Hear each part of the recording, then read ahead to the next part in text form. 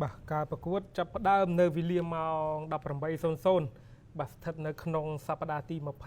26 ដំណាក់កាលទី 2 បាទពានរង្វាន់លីកកម្ពុជាកម្ពុជា Cambodia Premier League រដូវកាល 2024-2025 ម្ចាស់ផ្ទះប្រើប្រាស់ឯកសណ្ឋានឈុតពណ៌ខៀវស្របពេលដែលក្រុមភ្ញៀវបឹងកេតប្រើប្រាស់ឈុតពណ៌សមានការ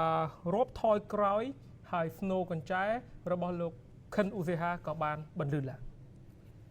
ផ្ដើមដំបូងចេញពីជើងរបស់បឹងកេតហើយឱកាសបន្ទាប់ហើយក៏ជាឱកាសដំបូងនៃការតែតនៅមុខទីដោយផាក់ជុងប៊ីនប៉ុន្តែមិនចំគោលដៅការលើកដ៏ល្អពីលេងណូរ៉ាហើយការបញ្ចប់ទីមិនបានល្អពីផាក់ជុងប៊ីនកន្លែងនេះដូចគ្នាការស្រូ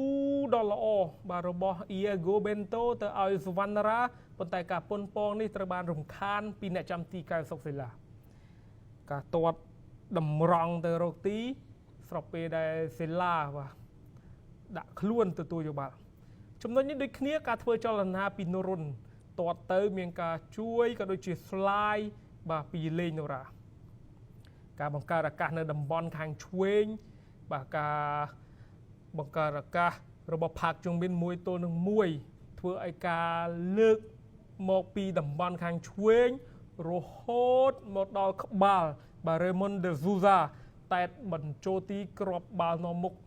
1-0ហើយក៏ក្លាយជាគ្រាប់បាល់ទី16របស់គេផងដែរនៃការបង្ហាញខ្លួនជាមួយវីសាខាក្នុងរដូវកាលនេះមានឱកាសមួយលើកត្រឡប់មកវិញពីចន្ទថាចន្ទធីកាប៉ុន្តែបាល់បាទចេញទៅខាងក្រៅពីការប៉ុនប៉ងនៅតំបន់ខាងស្ដាំប្រមាណនាទីក្រោយមក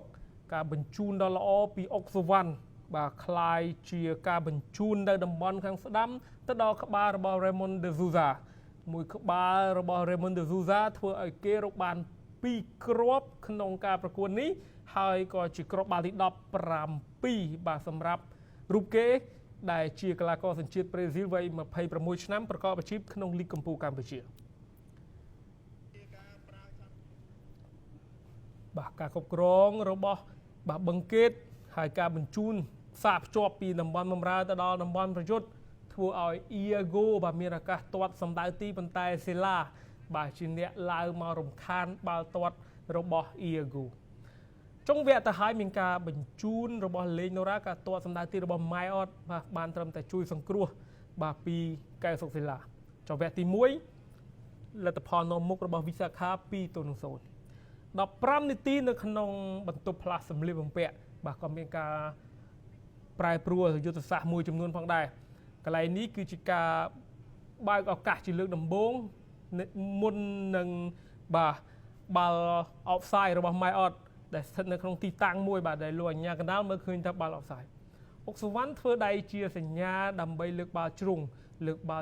មកកន្លែងនេះបាទក៏តែតបាទចូលដៃកយសាលីមជាការបាទប៉ុនប៉ងតែតពី Raymond de Souza ការបញ្ជូន cutback Charlie Scott ទាត់មិនចំគោលដៅបាទ David ផ្លាស់ប្ដូរចូលមានឱកាសបញ្ជូនក៏ដូចជាការទាត់ជើងឆ្វេងរបស់ Charlie Scott មិនចំគោលដៅការបំផ្លោងឆ្ងាយ Slesen ក៏បញ្ជូន cutback ឲ្យ Nob David ដែលជាអ្នកជំនាញបាទទាត់បាល់ប្រើប្រាស់ប្រអប់បែបប្រអប់ជើងបាទក៏ធ្វើបានល្អក៏រកគ្រាប់បាល់តាមពីក្រោយ1-2ទាត់ផុតដៃអ្នកចាំទីកែវសុកស៊ីឡា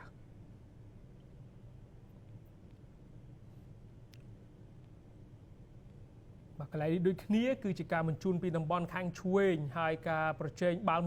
1-1បាទរវាងបាទ Scott Wood ជាមួយនឹងអុកសវណ្ណធ្វើឲ្យអុកសវណ្ណមានឱកាសបាទទាត់ជោគបាទផុតដៃកយសាលីមក៏คล้ายជាគ្រាប់បាល់ទី3របស់បាទវីសាខាចុងវគ្គទៅហើយសរតនាមានឱកាសបាទទាត់មួយជើងប៉ុន្តែបាល់ចេញទៅខាងក្រៅ